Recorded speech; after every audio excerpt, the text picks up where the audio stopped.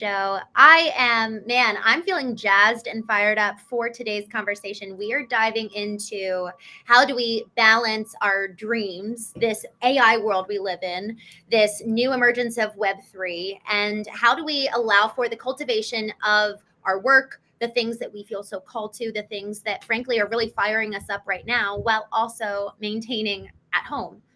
How do we allow for the tension that is our calling externally, but then also our internal environments to be vibrant and whole and healthy and well, all in alignment and predicated in ultimately what is required for us to be able to live a life we're proud of. We've had a really heavy week. We've lost lives. And frankly, this is a really important time for us to address this question of how do we maintain these relationships that are so near and dear to us while also doing that which we're called to do. And so, Adrian, I am so happy you're here. You are the perfect person to talk about this because you're pursuing some really big things in the AI and Web3 world. And you're also balancing your wife and your baby girl and your home. And it's just really beautiful watching the way you live. So thank you for joining us today. Thank you for having me. I appreciate it. I'm so excited for this conversation. And one of the things that I'd love to ask you to just kick us off is when it comes to AI and Web3, can you kind of talk about, let's set the ground rules for the conversation we're about to have. What are you doing with Web3 and AI? And then we'll kind of talk about how you manage the day-to-day and just everything in between. Yeah, this is a great place to start. So what a lot of people don't, I think, understand is that AI is the bridge from the old economy, which is what most people are still operating in, which is Web 2, to this new economy that's been emerging, that's been growing, that's been nurturing now for over a decade. And there's a way that people are going to migrate from Web 2 into Web 3. And what we're doing in SkillStacker and with Brand Butler is we're creating that bridge to help people go from Web 2 into Web 3, to put their brands, their businesses on chain. There's some stuff that we're working on the back end, but we want to be that bridge where I can help people migrate their money, unbank themselves, and move their money from the Web 2 fiat currency to the Web 3 space, because that is where our true power actually is. I look at fiat as the fake money and Web3 as the real economy, the thing that's actually going to emerge. Right now, we're at a $4 trillion market cap in Web3. What happens all of a sudden when that becomes a $50 trillion market cap, when all these retirement funds start moving in there? There's going to be a massive wealth transfer.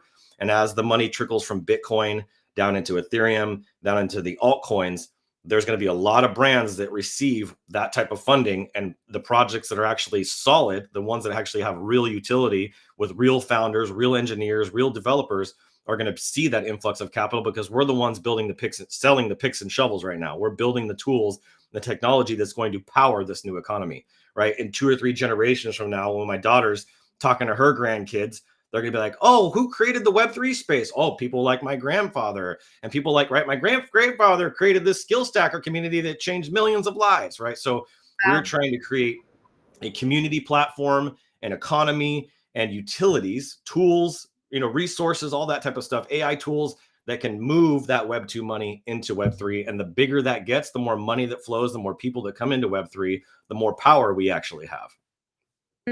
Wow. Okay. Thank you. It's really exciting when I'm talking to someone who knows how to explain what they're doing, especially when it's so technological, and there is a gap, I think, for a lot of us who are not in that space.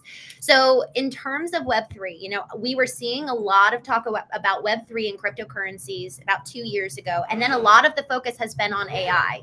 So can you kind of explain the transition of kind of mainstream media and why did we move away from crypto and Web3 taking up so much real estate on the digital spaces to now AI? And like a lot of times I think that people do view them as disparate. So when you're talking about using AI and leveraging that to move the money, can you talk a little bit about the misunderstanding there, the myth perhaps? Yes. And then also how you're leveraging AI.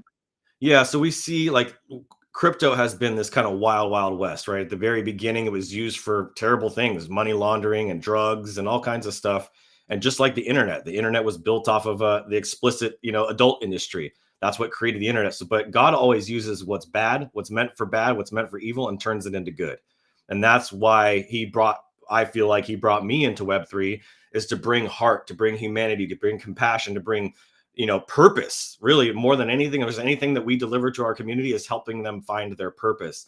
And I feel like a lot of that was lacking in the beginning. It was very immature, right? And now as crypto and Web3 is starting to mature, it's starting to attract founders like myself, other people like you even, and people like Austin Armstrong. It's attracting people who are genuinely good human beings that see the power that is going to give back to humanity, right? We're taking power away from these big institutions, these big banks, and is giving power back to the individual and making this consensus based, right? Everybody gets to have the fair share and fair vote, and people are voting with their dollars. They either stay in this coin and show their conviction, or they rotate their liquidity, they rotate their money into another coin that they truly believe in. Some people just believe in one coin, Bitcoin. That's all they buy. They'll never buy anything else. And so we saw this huge surge because people are, right, fear and greed. Those are the two things that control any markets. Crypto market, stock market is fear and greed.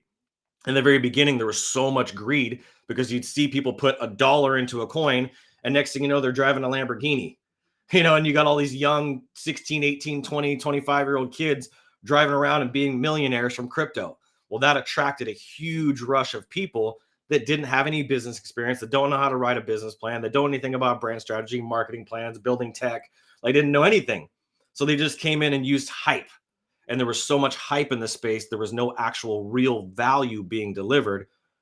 That's what drew, right? That's what drew all those people in. But now that time has passed, it's drawn people like me in, not for the greed factor, but for the fear factor of helping everybody see that, hey, there's a new economy forming here. There's a whole new marketplace happening, and there's going to be a massive wealth transfer. You probably want to get in early on this before everybody else does, before the coin of Bitcoin is $1 million. Right now, it's still at 115,000, which for a lot of people is like, oh my God, it's crazy. That's so high. There's a reason why Michael Saylor's still buying it every single week, right? Why he's buying millions and millions of dollars a week in it, because it's not high. This thing could be $1 million, $2 million, $10 million for one Bitcoin in the next 15, 20 years. We don't know how big this could truly be. And so getting in now, I've always been an early adopter, and getting in now while you still can, and bringing all the good people. Like the more people we have like you, Christine, in Web3, the better Web3 is going to be. And so that is my mission, to build, to attract, and then equip those people, equip the people who are meant to be leaders in this space and that will stand against it, because we need to outweigh the dark with the light, right? We need to bring function into the dysfunction. So there's so much dysfunction in Web3, and I'm here to try to help people bring function into it, bring purpose into it, bring direction that actually isn't just about helping themselves, but helping other people. I love it. Can you help us understand, beyond just the crypto side of things and the financial side, how are other people really alchemizing Web3 right now? What are some projects that you're most excited about? There's really neat projects out there. One of the projects that I have is called Meme Militia. And what I do is I train and equip these creators, and I give them the tools, my Brand Butler AI tool and other tools. I give them the tools that they need to go create just captivating, culture creating memes that will hopefully will go viral and create something that will make millions and millions of people, drive that attention, right? This is an attention economy. Yes. That's what people should know about Web3, is that it's an attention economy. You're trading attention. Sometimes the attention shifts from useless coin to fart coin, or fart coin to skill stacker, right?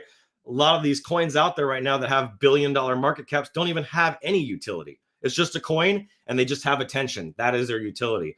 So as we start to take that attention away and we steer it towards my meme militia, I've got an entire army that we've built of meme militia. They get paid to create memes. And if they go viral, they get a bonus. So inside of my economy that we've created here with Skill Stacker, is I got people that made $500 last month, $200 last month, $100 last month. They're making all kinds of money by just creating content, creating memes. I'll pay people to host spaces. I'll if they want to do live streams or create courses. So those are my content creators, and that's one utility. There's another one that I find to be really cool.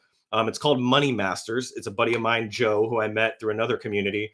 And this guy created an idea. He said, look, I'm really good at creating liquidity pools, which is basically, liquidity is the money that is used for buys and sells of Web3 and crypto transactions. You have to have money there in this account to be able to cover the transactions of these buys and sells. The more money that's there, the more stability that coin has, but also the bigger the sells can happen without tanking people's charts. So what he does is he does liquidity pools where he'll put a certain amount of money into liquidity. And let's just say it's from 1 cent to 10 cents. He puts in this money that covers that gap. Every transaction that happens, he gets paid a percentage of that, of those fees. And so he's getting like a 500% return on his investment when he puts this money in. Then what he does is he takes 50% of the money that he makes from that and he gives it back to the community. And then that other 50% goes back into the pool to continue to build and make his pool bigger and bigger and bigger, because the more money he plays with, the more money, the higher the returns that he can get. So last month, he has 7,777 NFTs that he created. And out of all those NFTs, he paid every single person that owned one $6 for each one. Well, I know some guys that have 600 of those NFTs. Yes. Yeah. So they're making passive income just by owning it. They don't have to stake it. They don't have to do any. They just leave it in their wallet. And next thing you know, next month they show up. If it's $6, they got $1,200 a month or $1,500 a month showing up on their wallet for just owning this NFT. So it's really, oh, go ahead. I'm sorry. So those are just a couple of the examples. I love it. So really it's passive income through content creation, active content creation, but then also just by holding some of these assets. And can you explain NFTs for us? Yeah. So NFT is a non-fungible token, which means it's immutable. It can't be changed. Once it goes onto the blockchain, it's in there forever. The blockchain, if you actually imagine an actual chain, there's nodes that come off of the chain. And what happens is these things process a certain amount of transactions per second. Solana, which is where we mainly operate, it's where the most amount of active wallets are. It's where most of the energy is on all the blockchains. They can process about 100,000 transactions per second. So a new chain will be created, and then all these transactions go into that chain, and then within a quarter of a second, that chain closes and it's done forever. With an NFT, you create this digital asset. Essentially, it could be a picture, it could be a video, it could be an audio file. There's all kinds of NFTs. And you can create a use case behind it, or it could just be a collectible piece of art, or a collectible piece of music, or some sort of media asset. Like this live stream could become an on-chain NFT. And now that everybody that owns this, you say, hey, if you own the Adrian, Boysel, Christine Marie, video, you get access to go to my next conference for free. And you could create some sort of utility, or you could meet with me for 15 minutes and I'll do a discovery call with you for owning this NFT. So they buy the NFT for $1, $5, $100, $1,000, and now they have some sort of benefit behind it. Or there could just be the intrinsic value of, hey, I created 100 of these NFTs. That's the total that will ever be created. And anybody that owns these, they now have a piece of history, right? And if this thing becomes famous, like the Charlie Bit My Finger video was an NFT that got created, sold for like $2 million, $3 million for that one video. Yes. And they probably weren't even the creator of it. They just took it and turned it into something. Turning it into an NFT. So is there ever, we're talking about, well, actually I was at dinner the other night where we were talking, someone was an expert in quantum and someone was an expert in AI. And, they talk a lot, just like how Web3 and AI talk. But, we were talking about copyright infringements. There's a lot of lawsuits with specifically around AI creation. And so how does copyright infringement work with the blockchain? That's a great question. Because it's consensus based and because there's no KYC, which is known as know your customer, there's nothing in any of my wallets that is self-identifying to me. No one knows that that's my wallet. No one can prove that that's my wallet. So because there's nobody tying that to it, it's going to be nearly impossible to track down that person unless you make yourself known, unless you do what they call doxing yourself. Unless you become doxed and say, hey, I just launched this Coca-Cola knockoff. Like there's a project right now where they took the Solana logo, they put a line through it and they call it Sosana. Right? That is very on the borderline of copyright infringement. And if Solana had a problem with it, they could take them to court and they're going to be in some serious trouble. Not saying that they did anything wrong, but they're copying it so close that could technically be. So if they have a company as Sosana and they have a corporation, then they could be liable for copyright infringement against Solana's brand. But let's say an anonymous user, because you really can't, no one can really know who you are on the blockchain. So let's say I come in, I create, a fake name and then I create a Mickey Mouse NFT and then people can buy it. And I'm sure that already exists, but Disney can't sue me because they don't know who created it. They have no clue who the creator is. Yep. Yeah. And there's a lot of that going on. So then when it comes to this question of, we were talking about fear and greed really initially fueled the emergence of Web3 and really its popularity, right? Because so many of these platforms and technologies existed for years. One of our clients back in 2021 was doing so much with AI and RPA, robotic process automation. And then it hit the mainstream in 24 and 23. But that's been existing for decades, so much of this, that we're talking about right now, it's just really coming under the limelight. And then the question of ethics and morals come into play, where you're saying, frankly, it's actually really helpful for people like you, like your community. Your Twitter or your X is blowing up right now with all of your folks who are just really in your corner. My question is, how do you encourage them as a leader to operate under a hierarchy of any kind of ethics? Yeah, I think purpose and social impact has to be the foundation for them, right? Everything that I do with my clients that I work with, I don't work with people. I don't need people in the community that are not social impact driven. If they're here to just make themselves a bunch of money, then great. I'm happy for them. Go do what you got to do. But that's not our community. That's not our tribe. The people who are all here, from Joe to, there's so many great people here in the chat right now. And I had a much bigger following until my account got suspended about a week ago. I had like 6,500 followers that I built. So there'd be hundreds of people here if it hadn't been for that. But all these people here have the same, they're not just like-minded, they're like-hearted. And they want to make a difference in the world. Their lives have already changed. I got to be honest. Like I know one person here that started with a couple $100. In fact, he put like 50 cents a day into my chart. And now he's sitting on 20 million of my tokens, which is worth over $100,000. Wow. Right, or somewhere close to that. So there's already been so many lives that have been changed here by showing up for the community, showing up for themselves, and being givers. They're doing giveaways and giving away their own tokens to other people to bring people into the community. Right, that's the culture that you have to create to have a successful coin. And to be a great leader. That's so, Jared Beasley in Facebook said building a strong culture is essential. I just love that because, we talk about building culture and building community, but I haven't seen many people talking about Web3 recently. And frankly, I went to Bitcoin Miami in 2022 and I was just starting to really kind of get my feet wet.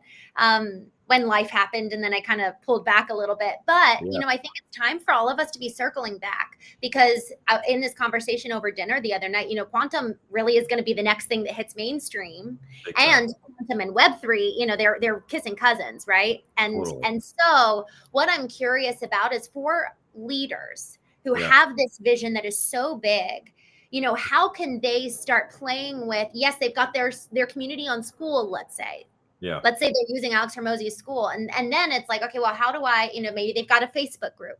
So how can these other leaders who have a strong culture, who have a strong community, start dipping their toe in to Web3?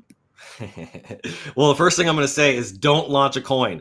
Okay, because I launched my coin actually by accident. I was doing research. I was planning on launching a coin, but I wasn't prepared to fully launch it yet, but I was testing other platforms based off of another founder. He goes, check this site out and check that site out. So I started looking at these sites, and next thing you know, I went to this one site and I just fill out this form, go to create the account, and next thing you know, the coin's launched. And I'm like, oh my gosh.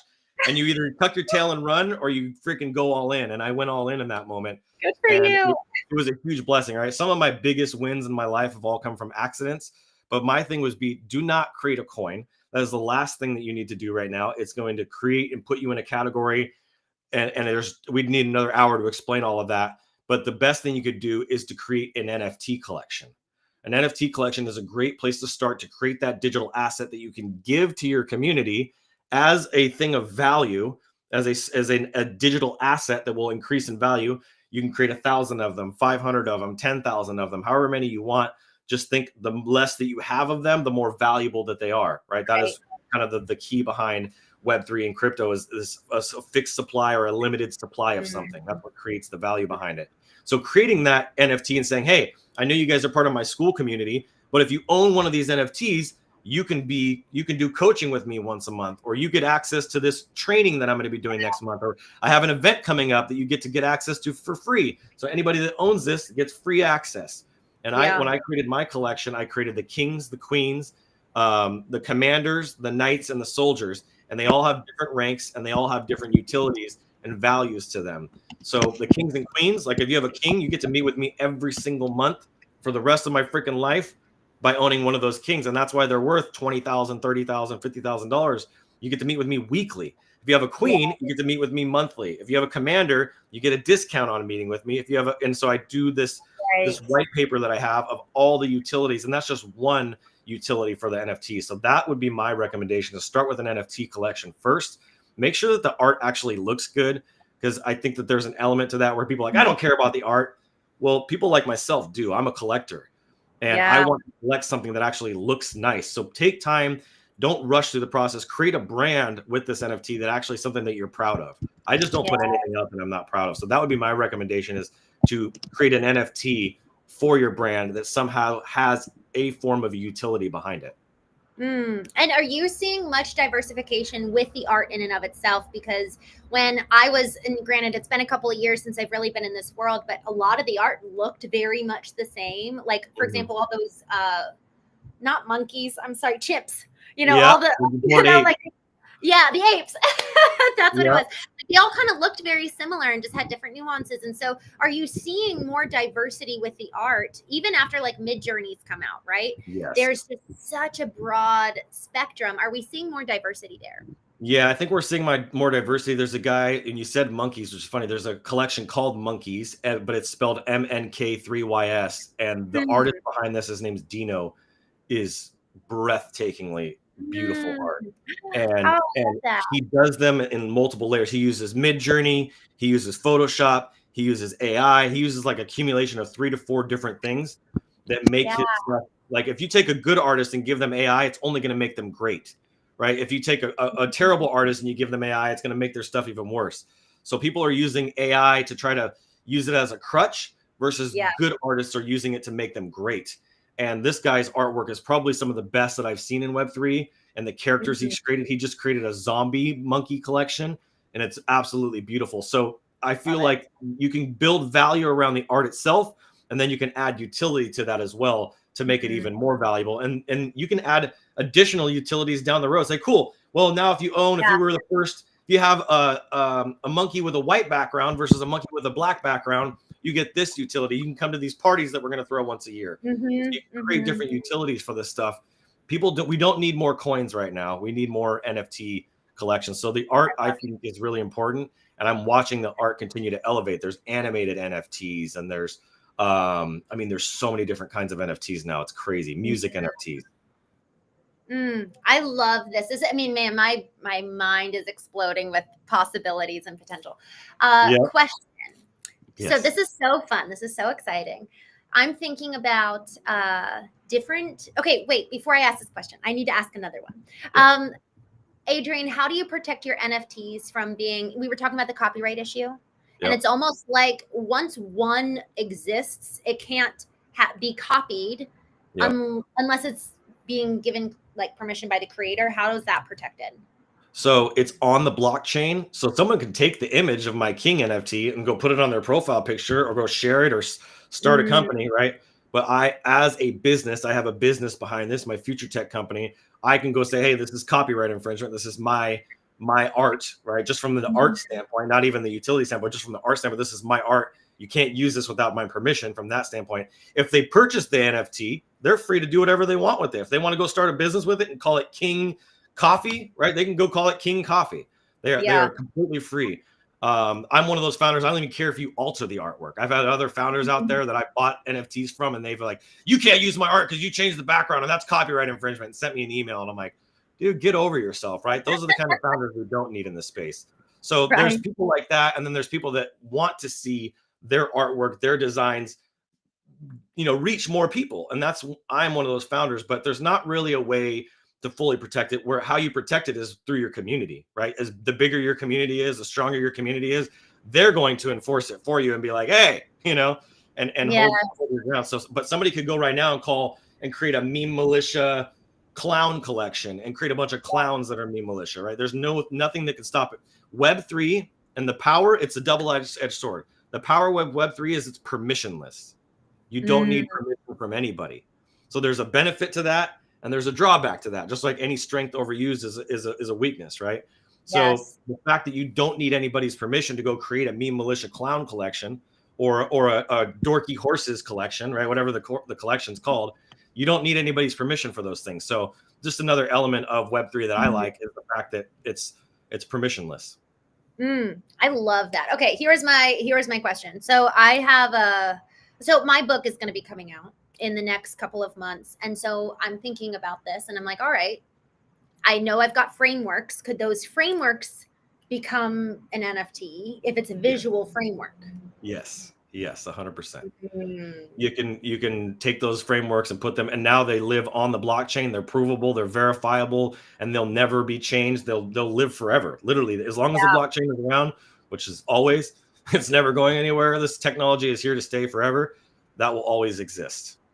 And I love it because there is something about, I'm seeing folks who have really built their brands, but they've built it on the backs of other people's frameworks. And just because that person didn't have as loud of a voice as someone else, they never get the credit. And so by way of you putting your framework, its initial ideation, let's say, maybe it does get built upon, but it preserves and protects the integrity of almost like the legacy that's beginning with that person.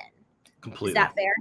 I have 100% right. And I have my own frameworks that I've created. This is my brand hacker method that I've created. And that is going to live on the blockchain. And part of what we're doing with AI is in our brand operating system, which is Brand Butler.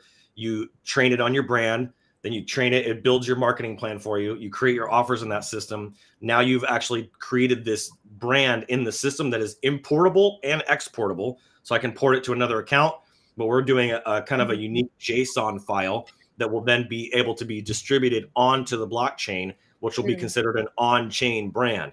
So now your brand is verifiable on-chain, that this is a legitimate brand. It has a brand strategy. It has a marketing plan. Here are the offers. It's provable. It's verifiable. And now you have this .ocb is what we're calling it, like a file type that we're creating a whole new file type that's a JSON Web3 JSON file that I can go take my SkillStacker brand, import it into somebody else's Brand Butler account, and now they can go create content for SkillStacker. Yes.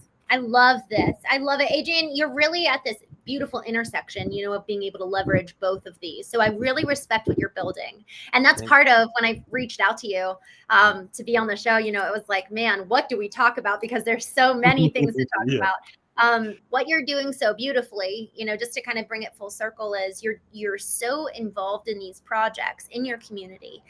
And you're also really involved with your family. And man, is it rare to see both done well. And so I'd really love to talk about, just to make it a little bit more personal, how do we as business owners, as folks who are so deeply involved in our passions, protect and preserve, we were talking about legacy in just a minute, legacy with our business and with our art and with our work. How do we actually protect the legacy of our family? Yeah, this is a great segue. I don't know, and I can't say with honesty and integrity that I'm doing it well.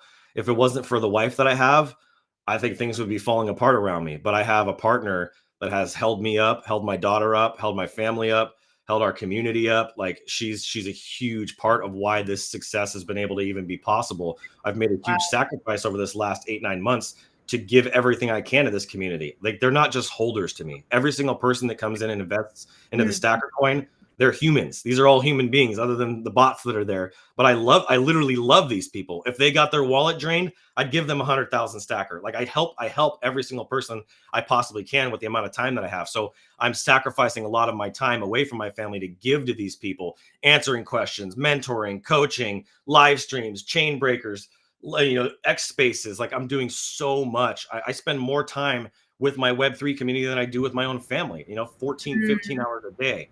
So I can't say that I'm doing it well, but because I have a partner with me that we have very good communication between each other and we're speaking authentically to each other. And we've learned how to overcome some of those barriers. Like she speaks figuratively, I speak literally. That's our communication styles.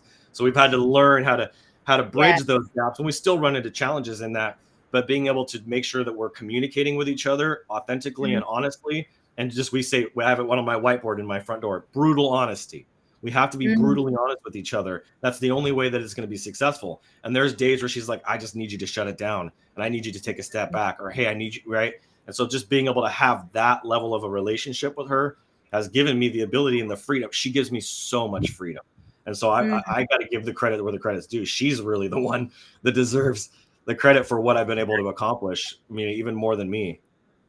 I'm so grateful for that perspective, because so many, and I just want to shout out Jason on Facebook said, you're one of the best people he knows. And I love it. Adrian, you're bringing up a really, really important point, which is, man, we need the other people in our lives.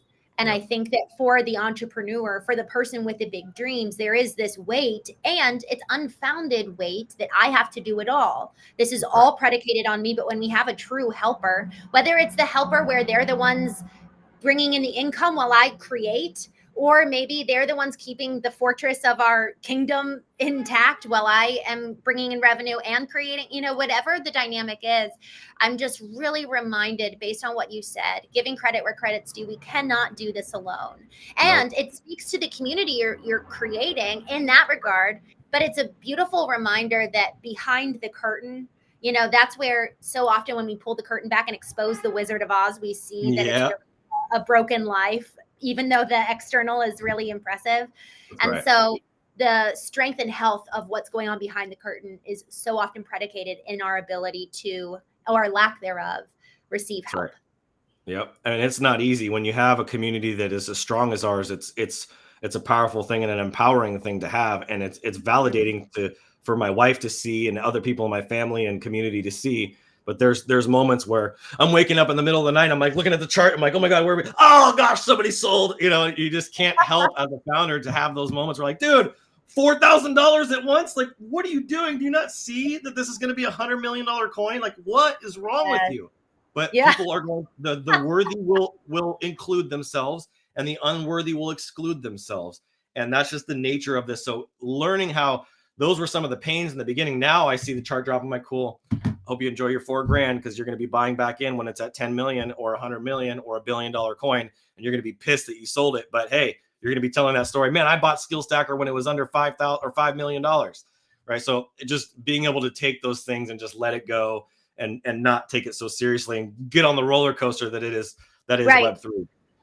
Yes. Well, and I'm so glad you brought that up. Then it comes down to, you're talking about the community, why we really need each other. We're talking about needing our partner behind the curtain. But then at the end of the day, what is my own emotional health to ride the waves of everything externally that's happening? And do I have like the inner wisdom? Because we got to trust that, we can take an action, but then we blame other people if we're doing it because of somebody else. So we have to know that this is what's right. You said that the worthy include themselves and the unworthy exclude themselves. So if I'm fundamentally making a decision predicated in fear, that my emotions are going to reflect that, versus 100%. Making a decision predicated in trust, in worthiness, that I am welcome here, I belong here in this community, and I'm not going to live off of fear. So abundant Adrian, mindset. Yes. Oh, yes. Because even this morning I left a message to my partner and I was like, man, abundance is in the present moment. If I'm living in lack, that means I'm not here right now. I'm in the future or in the past. So if I'm present here and now, then I cannot help but operate in abundance and thus worthiness. That's it. That's beautiful. Living in this moment. This moment will never exist again as it just passes, right? What you're wearing, what I'm wearing, the face, like where I'm sitting, the color of the glow, like all of these things. Who's here in the chat? Like this will, in all eternity, will never exist again. We're consciously creating. And that to me is one of the coolest things as a creator. Is in my blood. I can't help but not create.